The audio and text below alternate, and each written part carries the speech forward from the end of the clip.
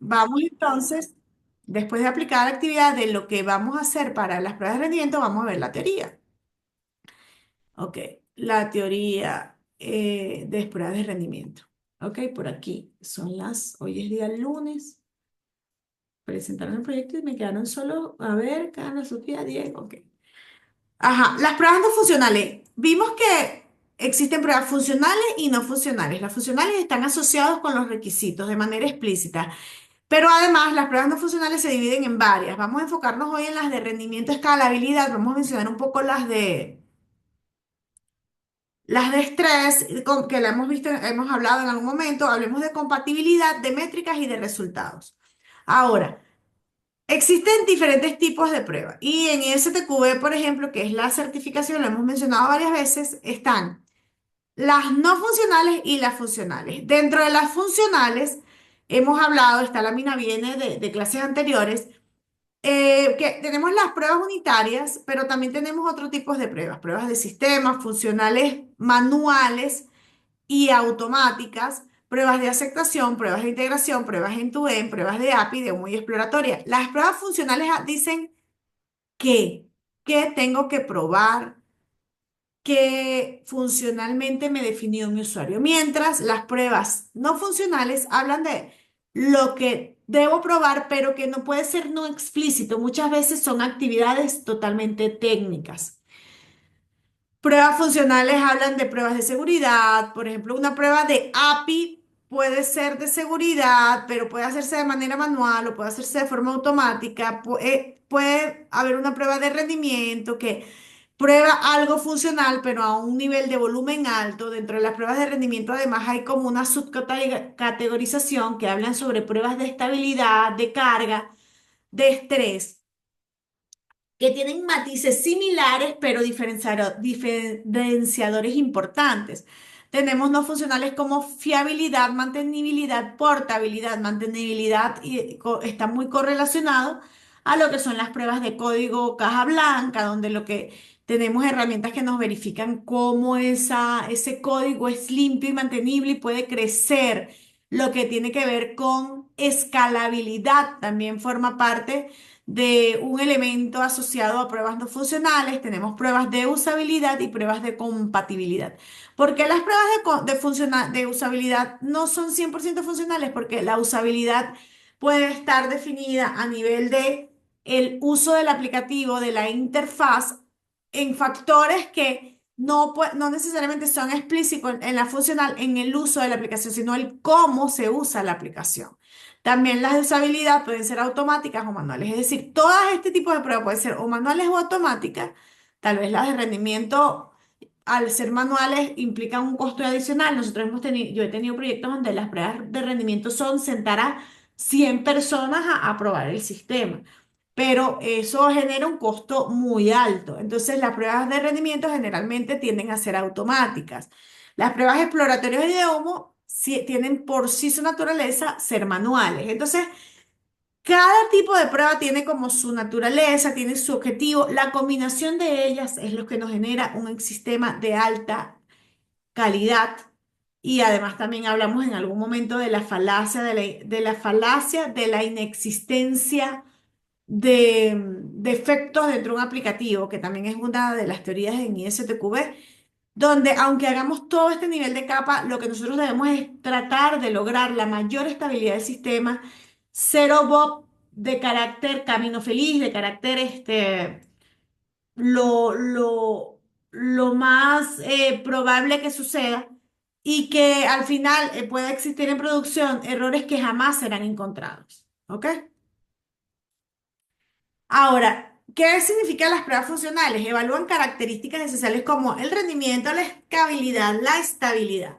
Estas pruebas aseguran que la aplicación soporte la carga esperada y se comporte adecuadamente bajo distintas condiciones, mejorando la experiencia del usuario y evitando fallas de producción. En el caso de la escalabilidad, hablamos de crecimiento. En el caso de estabilidad, hablamos de qué pasa si mi sistema se muere, o digamos ese tipo de prueba en el cual tratamos de hacer que muera y levantamos un servidor de backup para que el sistema siga funcionando. En el caso del rendimiento es cómo trabaja mi performance. en el sentido práctico de, bueno, tengo 5 usuarios, funciona, tengo 10 usuarios, se está poniendo lento, tengo 20 usuarios, se puso muy lento, tengo 30 usuarios, ya no puedo ni entrar al sistema. Entonces, ¿cómo rinde, cómo actúa ese sistema cuando un grupo de personas aumenta, el grupo de usuarios aumenta? Bueno, que también podría ser otro tipo de entidad, por ejemplo, en un proceso de backend.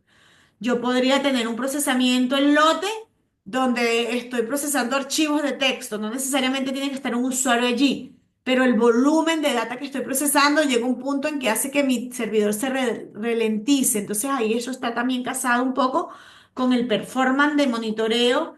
Ahí podemos monitorear el disco, podemos monitorear la memoria. Entonces las pruebas no funcionales están asociadas a características que nos ayudan a verificar cómo funciona adecuadamente mi sistema bajo ciertas condiciones, pero que están acompañadas con un monitoreo para ayudarnos a evitar fallos en esos ambientes de producción. Y que, como comenté en este ejemplo, sí está asociado con la experiencia de usuario la interacción, pero que también pueden haber temas de rendimiento, escalabilidad y de estabilidad de procesos de backend.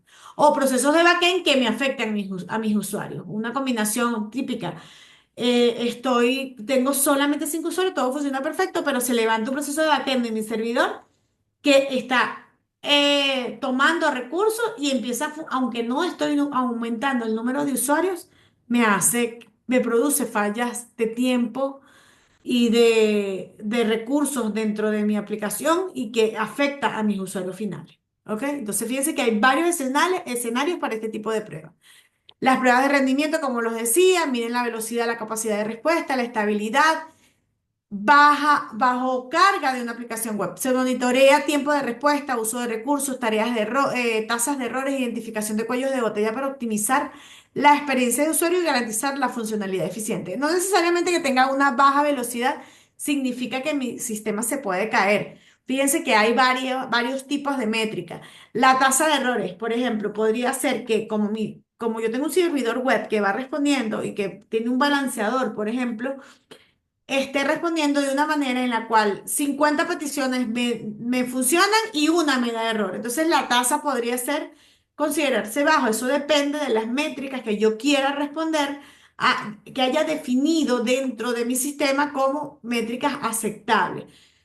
Que un request falló una vez, bueno, sí, podría ser un problema de ese usuario, pero nosotros podemos establecer métricas y que dice, bueno, si esto falla la segunda vez, respóndeme por este otro servidor. Entonces, ese tipo de estrategias solo la podemos evaluar determinando esas métricas y monitoreando esos valores. Cuellos de botella, al final de cuentas. Podríamos empezar a detectar de manera temprana un cuello de botella, por ejemplo, el acceso a una tabla en particular, y fíjense que el rendimiento no solo se trata de aplicación, sino de todas las capas de la aplicación. Yo podría decir, tengo un recurso que es muy valioso, ejemplo, en una tabla de tasas de cambio, tengo un sistema de ventas en línea. Si yo estoy usando ese recurso de manera constante para cada una de mis transacciones y esto me crea un cuello de botella a nivel de mi base de datos, cuando aumento el volumen, yo tengo que solucionar esto de alguna manera. Típico, bueno, la tasa de cambio es un valor único que cambia diariamente, entonces yo puedo meterlo en la memoria en la memoria de mi aplicación y ya ahí evito ese cuello de botella, lo levanto en una variable que de alguna manera no tenga que estar haciendo un acceso al recurso yéndome a base de datos. Entonces, hay diferentes estrategias según estas métricas para poder solventar estos problemas que miden la velocidad y la capacidad de respuesta. ¿Cuál es la diferencia con escalabilidad? Evaluar que una aplicación pueda crecer y manejar incrementos de usuarios o transacciones se verifica a través de la capacidad de ampliar los recursos sin declaración y significativa del servicio. La nube es un maestro en esto. Automáticamente yo puedo escalar mi sistema y aumentar la cantidad de memoria sin tener que apagar y prender mi servidor. Esto debería ser en la actualidad un factor transparente para el usuario. Aseguramos que el sistema pueda adaptarse al crecimiento sin perder el rendimiento ni la estabilidad. Eso ahorra también recursos porque puedes estar apagando servicios cuando de repente tienes una cantidad menor de users y aumentándolos cuando tienes una cantidad mucho mayor, digamos, por ejemplo, a nivel de servidores de aplicaciones. Yo trabajé con un sistema donde manejábamos SMS y había momentos de pico y automáticamente la nube, en este caso Amazon, se identificaba esto y levantaba otro servicio para hacer el envío de SMS. Claro, en ese sentido, estábamos haciendo el registro de la data como tal, ya se hacía el registro en la base de datos, pero el servicio de transacciones de SMS, cuando había una demanda menor, no era necesario que ese módulo o ese nodo de esa aplicación estuviera arriba, porque teníamos dos adicionales que podía responder las colas para poder manejar la mensajería. Ahora, cuando es un servicio que va creciendo sin vuelta atrás, por ejemplo, una base de datos que creció muchísimo, y bueno, te necesitamos aumentar el tamaño de mi table space. Él hace un redimensionamiento de manera automática. También Amazon cuenta con algunas de estas bondades.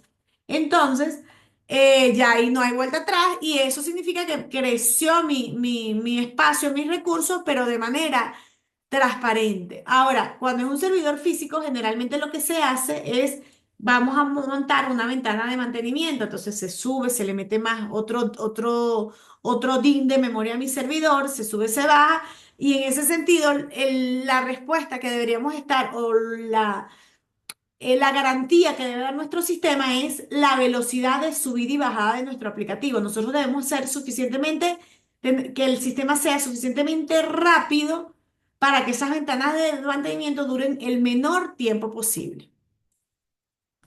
Ahora, además de otro tema no funcional, la compatibilidad. El manejo de la compatibilidad se refiere a las prácticas y procesos utilizados para garantizar que el software funcione correctamente en diversas plataformas, dispositivos, entornos, minimizando problemas y mejoras de experiencia. Cuando hablamos de plataformas, hablamos de sistemas operativos, funciona en Windows, funciona en Linux, en Linux, en Unix. ¿Cuál es en Ubuntu? ¿Cuál es en Red Hat? ¿Cuál es el sistema operativo donde mi usuario trabaja y cuál es el sistema operativo donde mi servidor se aloja?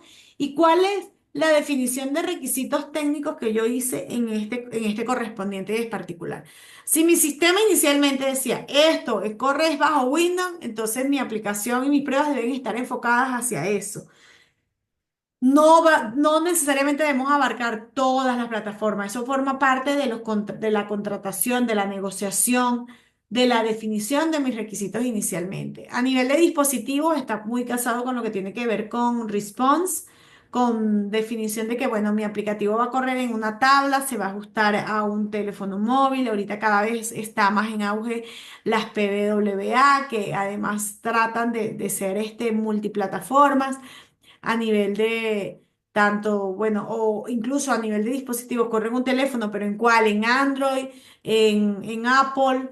¿En un iPhone? ¿En un Samsung? Digamos, esto se complica cada vez más cuando tratamos de hacerlo multiplataforma, multidispositivo, a nivel de entorno, que es qué especificaciones necesito también a nivel de mi entorno, de mi memoria, pero de mi aplicación web va a correr en Firefox, en Chrome, en Opera. ¿Cuáles fueron los browsers donde certifiqué mi aplicación? Incluso a nivel me ha pasado, he tenido casos en aplicaciones donde funciona en una versión del navegador, se hace la actualización del navegador y deja de funcionar. Entonces, siempre debemos considerar todos estos aspectos del entorno, incluyendo sistemas operativos, dispositivos, plataformas y browser, para poder garantizar que mi sistema corra de manera adecuada. Además, debemos limitarlo en muchos casos para poder tener un alcance que sea factible dentro de mi desarrollo. Así mejorar la experiencia del usuario y minimizar problemas. Y no solo del usuario, sino de nuestra fiabilidad a nuestro cliente. Factores a considerar en las pruebas de compatibilidad. Debemos considerar variabilidad de sistemas operativos, navegadores, dispositivos, versiones de hardware y software. Es crucial validar que el software se comporte igual en todos los entornos para evitar fallos y asegurar la satisfacción del usuario final. En el caso de las pruebas, se identifican como los prerequisitos. Entonces, en las pruebas de rendimiento, generalmente, este factor es sumamente valioso porque se levantan nodos o browsers que emulan la realidad en la práctica. Hay pruebas de rendimiento asociadas a API que solo prueban el backend, pero existen otras donde montamos todo y para eso existen herramientas como la vimos la vez pasada, más a profundidad como Selenium, que nos ayudan a crear nodos, aunque no es la herramienta idónea, porque, y Selenium en ese caso, absorbe muchos recursos. Pero existen otras herramientas de tecnologías como lo son JMeter, LoadRunner y Gating para simular cargas y medir comportamiento. Estas tecnologías permiten automatizar pruebas, recopilar datos precisos y reproducir escenarios diversos para asegurar una evaluación exhaustiva de la aplicación. Vimos en clases anteriores a JMeter, que es la que vamos a utilizar o la que se propone utilizar en proyecto. Ahí ustedes pueden tener esa conversación técnica en el equipo según la experiencia de cada uno de los integrantes y a ver, investigar sobre otras para si requieren hacer cambios a nivel de su alcance de pruebas de rendimiento, usarlas en base a esa experticia. Pero mi recomendación es JMeter porque es una herramienta de código abierto utilizada para realizar pruebas de rendimiento y carga de aplicaciones, incluyendo web service, permite simular múltiples usuarios y evaluar cómo un sistema maneja la carga en tiempo real. Sus capacidades y extensivas lo hacen ideal para pruebas de estrés, escalabilidad y rendimiento general. Incluso yo les recomendaba en algún punto hacer pruebas de API utilizando JMeter con un solo hilo para tener un stage similar de rendimiento y de pruebas de API. Y luego crear una data mayor para hacer las pruebas de carga corriendo esto con hilos paralelos. ¿Ok? Es una estrategia de pruebas y es válida hacerla. La ventaja de JMeter, bueno, JMeter es multiplataformas, puede hacer pruebas con aplicaciones porque al final trabaja con HTTP, HTTPS, incluso puedes configurar certificados, puede crear planes de prueba y test individuales, puedes apagar test. Puedes hacer cargas a nivel de algunos elementos como ODBC o puedes hacer pruebas a nivel de tanto de carga como de rendimiento. Puedes hacer debug de aplicaciones, puedes cargar archivos, digamos, JMeter es una herramienta muy poderosa que además tiene muchos años en el mercado y tiene bastantes features que nos pueden ayudar a hacer pruebas de diferente naturaleza. Incluso grabar, hacer el grabado de pruebas de interfaz para hacer pruebas de rendimiento tipo Selenium, utilizando cierta emulación de conexión a mi pantalla y diferentes requests de manera separada, ¿ok? Por componente. Además, tiene un manejo de reportes bien detallado, que es importantísimo, como lo sabemos, para el análisis y luego establecer las optimizaciones a nuestro sistema.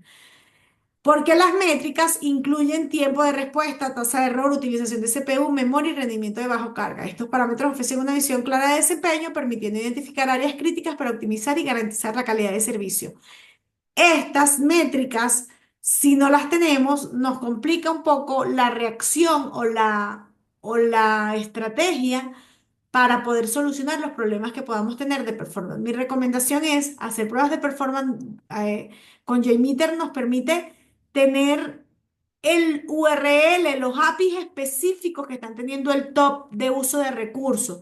Y además hay APIs que nos ayudan a integrarnos para validar cuáles están necesitando más memoria o más disco o más carga. Entonces, en base a esto, es que mis reportes puedo analizarlos para poder identificar las áreas que debo mejorar. Finalmente tenemos el reporte de resultados que se basa en la interpretación de datos y recopilarlos desde un punto crítico y tendencias. Los informes deben ser claros con recomendaciones precisas para mejorar la facilidad y la toma de decisiones informadas para optimizar aplicaciones. Esto forma parte de la integración continua. Nosotros podemos tener nuestro despliegue de nuestra aplicación, nuestras pruebas con Mocha, nuestras pruebas con APIs que podrían estar utilizando JMeter y después tener unas pruebas de comportamiento y finalmente incorporar un stage de las pruebas de rendimiento antes del deploy. ¿Ok?